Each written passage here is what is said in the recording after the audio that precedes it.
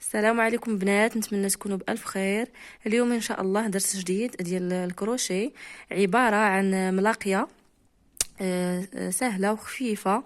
تقدري تطلعي القفطان ديالك في نهار واحد، يعني بالزربة ما كيشدش الوقت.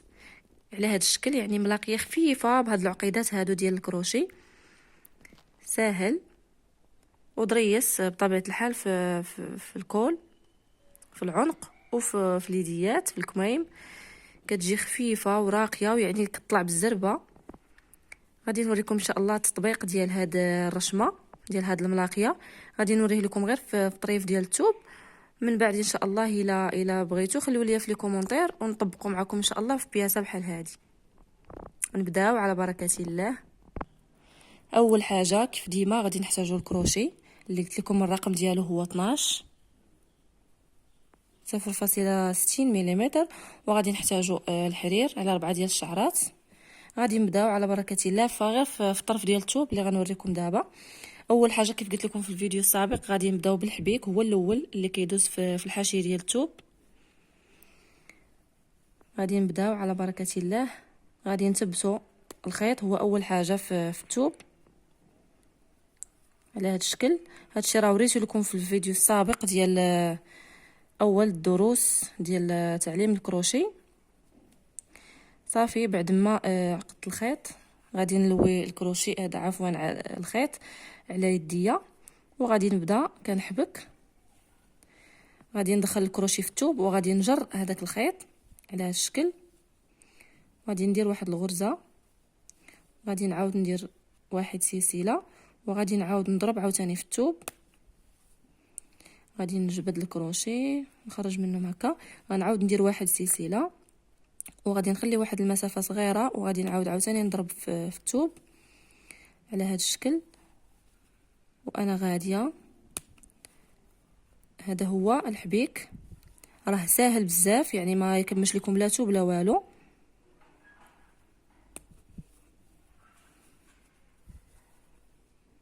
نستمر على هذا الشكل.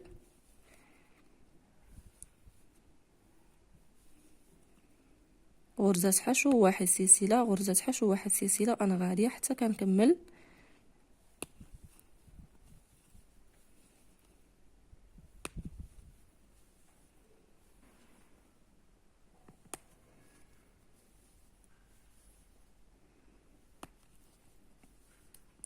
كيف كتشوفوا راه كيجي على هذا الشكل.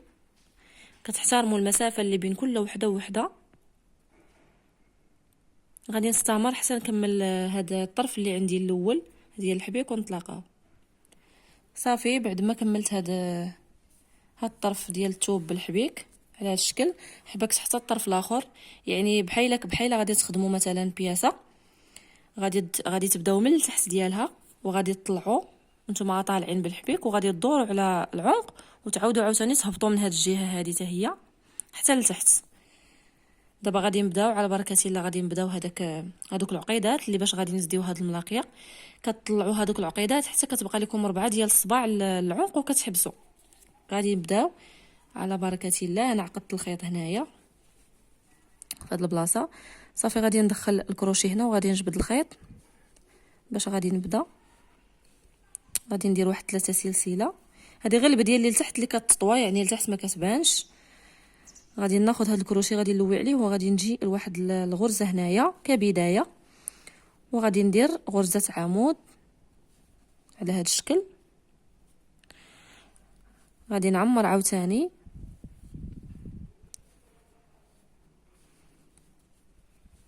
كنبقى مستمره بالاعمده حتى كنحصل على الكبر ديال العقده اللي بغيت.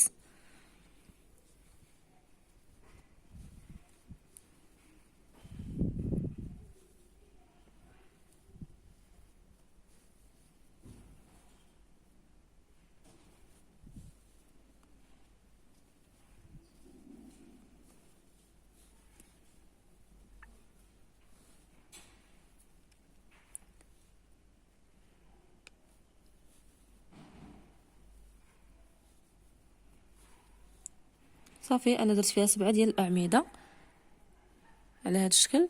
دابا غادي نقلب العمل على هذا الشكل، وغادي نمشي لاول غرزه اللي درت، وغادي نجمع هاد العقيده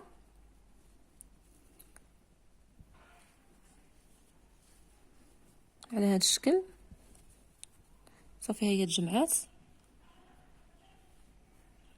كتجي على هاد الشكل. صافي بعد ما عقدت بغرزه وحده غادي نزيد واحد سلسله، جوج، وغادي نكرفهم مزيان باش ما يجينيش الفراغ كثير، وغادي نلوي عاوتاني على الكروشي وغنفوت وحده، جوج، غادي نضرب هنا، غادي ندير العقده الثانيه على هاد الشكل.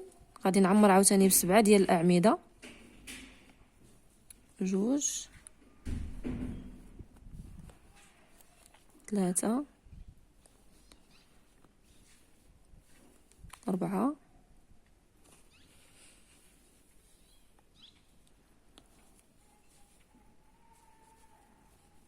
5،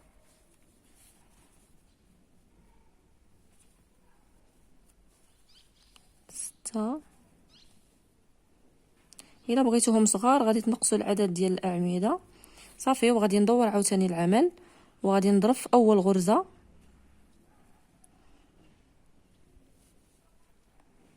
وغادي نعقدها على هذا الشكل، وغادي ندور عاوتاني العمل. شفتوا كي كيجيو على هذا الشكل.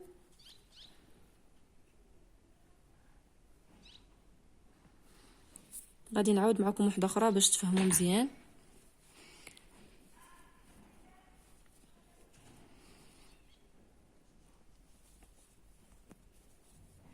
نمشي لهذا الفراغ اللي حداها، كنفوت وحده وحده كنخدم فيها.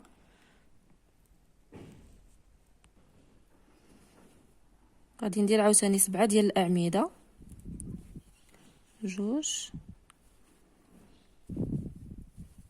3، 4،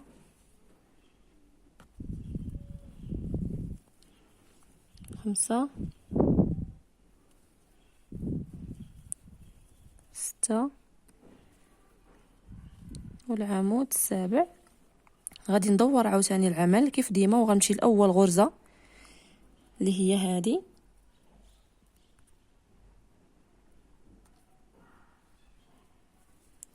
وغادي نجبد منها الخيط على هذا الشكل، وغادي نعقدها مزيان، وغادي ندور عاوتاني العمل كيجيو على هذا الشكل.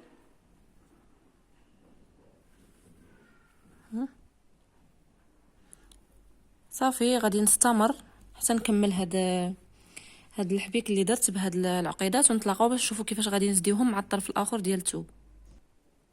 صافي بعد ما كملت هاد العقيدات، ما بغيتش نطول عليكم في الفيديو، يعني غير شويه باش تفهموا. دابا غادي نزدي هاد الطرف ديال الثوب مع هذاك الطرف الاخر، كيجي على هاد الشكل بحال هكا. غادي نجمعهم هكا بجوج، وغادي ندور العمل، يعني هذا غادي يجي لديك الجهه وهذا هنا.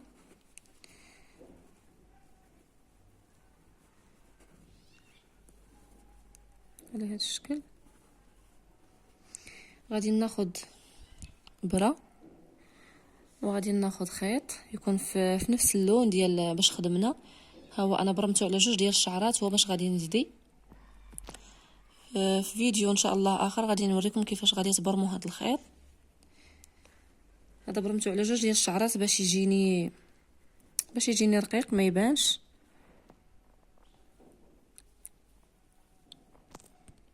صافي دابا غادي نبدا كنزدي. في الزدي كتبداو من الفوق، يعني من الجهه ديال العنق، وانتم غادي هابطين، يعني ماشي كطلعوا باش الا شاط لكم العيب كيشاط لكم لتحت في هذيك البلاصه اللي غادي تكفوا، اللي غادي ديروا ليها لورلي. دابا بحال بادين من الفوق، يعني بحال غنخلينا 4 ديال الصباع هنايا الجهه الفتحه ديال العنق، وغادي نبدا وانا هابطه لتحت. غادي ناخذ البره، يعني بما ركبت فيها الخيط غادي نثبتها هنايا،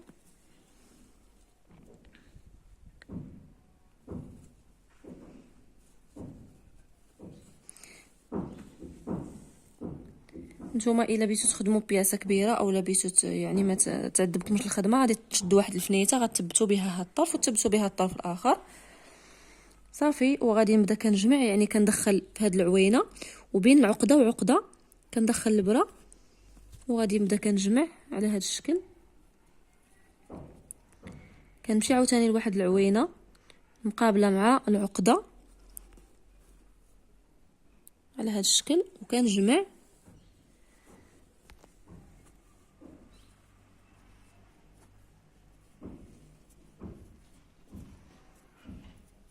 غادي نقطع هذا باش ما يبقاش معذبني،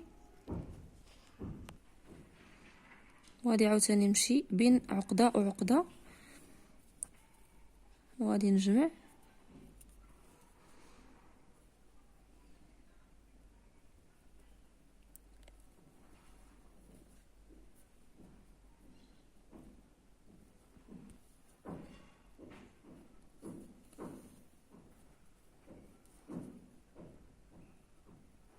ودابا غادي نبدا كنمشي بين كل عقده وعقده وغادي نبدا كنجمع على هذا الشكل.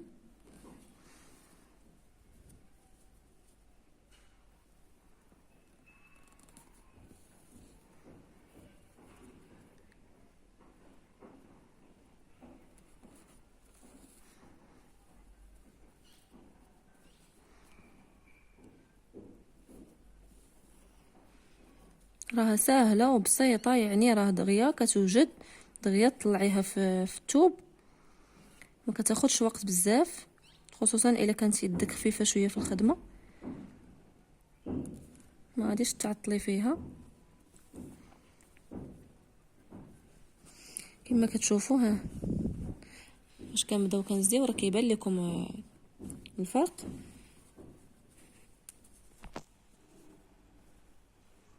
كتجي ملاقيه على هذا الشكل هكا هابطه حتى لتحت. الا بغيتو تزيدوها العقيق، يعني في هاد الفراغات اللي كيبقاو تقدروا ديروا ليها العقيق في نفس اللون ديال الثوب. بطبيعه الحال اللي بديروا اللون في اللون، اولا اختاروا نتوما اي لون بغيتو. كتجي على هذا الشكل صافي. ومثلا هنا هذا هو الفتحه ديال العنق، كتبداو الضرس من هنا وكتدوروا على العنق وكتهودوا حتى لهنا صافي وكتحبسوا. هذا هو الفيديو ديال اليوم. نتمنى يكون الشرح واضح وحتى رشمه تكون سهله، ونتلاقاو ان شاء الله في فيديو جديد وفي درس جديد ان شاء الله.